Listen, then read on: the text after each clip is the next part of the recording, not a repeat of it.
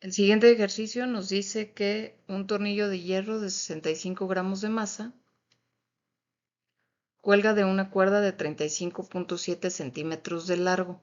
El extremo superior de la cuerda está fijo y sin tocarlo, un imán atrae el tornillo, de modo que permanece fijo, desplazado horizontalmente 28 centímetros a la derecha desde la línea vertical previa de la cuerda.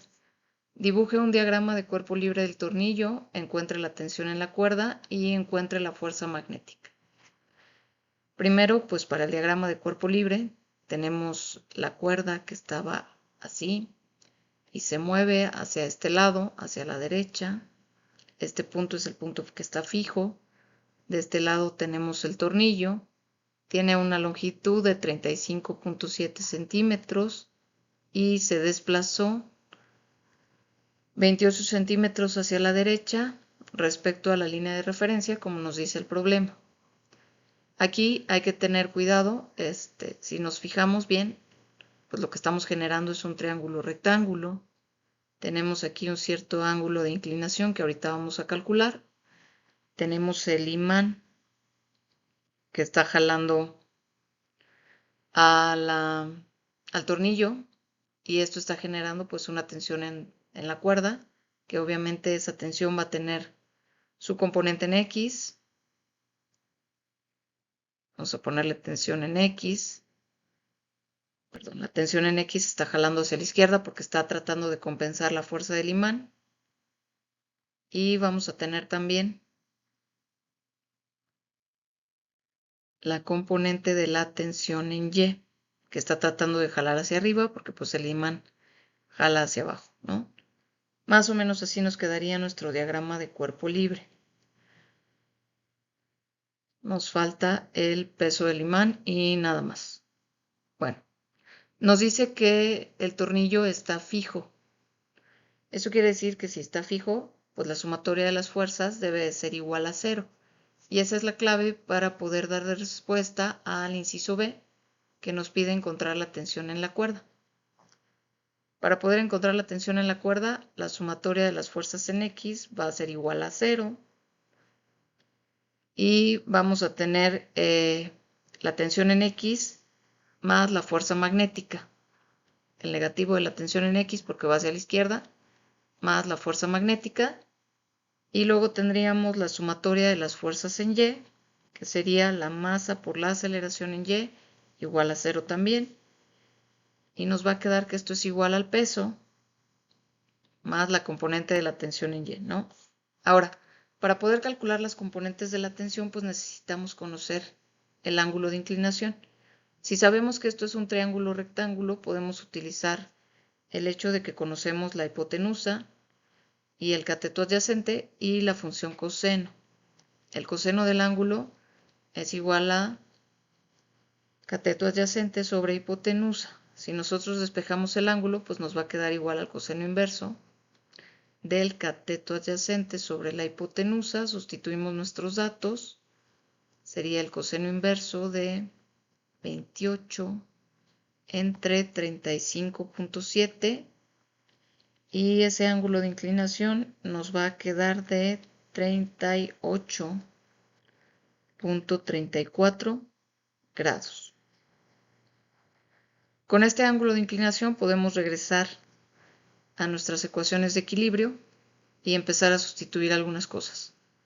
La sumatoria de las fuerzas en X nos quedaría igual a el negativo de la tensión en X, recordando que la componente en X de un vector se calcula como la magnitud del vector por el coseno del ángulo, pues tendríamos menos la tensión por el coseno de 38.34 grados más la fuerza magnética.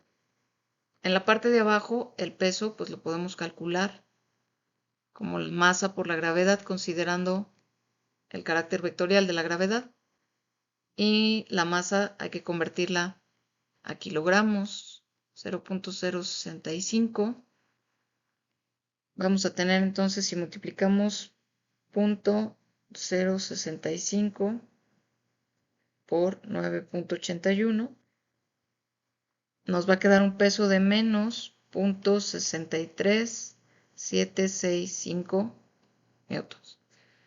Por lo tanto, la sumatoria de las fuerzas en Y pues va a ser igual a menos 0.63765 más la tensión en Y, que sería la tensión por el seno de 38.34 grados. Ahora, de estas ecuaciones podemos encontrar la tensión en la cuerda si utilizamos la ecuación número 2, la de la sumatoria de las fuerzas en Y, cuya única variable pues es justamente la tensión. Despejamos la tensión y nos queda que la tensión sería igual a el peso entre el seno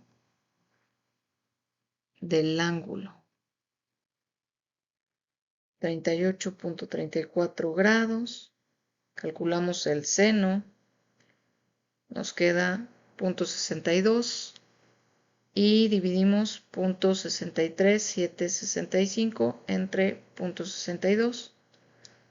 Nos va a quedar una tensión de 1.028 newtons, que sería la tensión sobre la cuerda, y con eso damos respuesta al inciso B. El inciso C nos pide encontrar la fuerza magnética sobre el tornillo. La fuerza magnética la tenemos en la ecuación número 1, en la parte de la sumatoria de las fuerzas en X, de este lado. Ya tenemos la tensión, podemos despejar y sustituir. Despejando la fuerza magnética, nos va a quedar que es igual a la tensión por el coseno de 38.34 grados. Sustituimos 1.028 newtons multiplicado por el coseno de 38.34.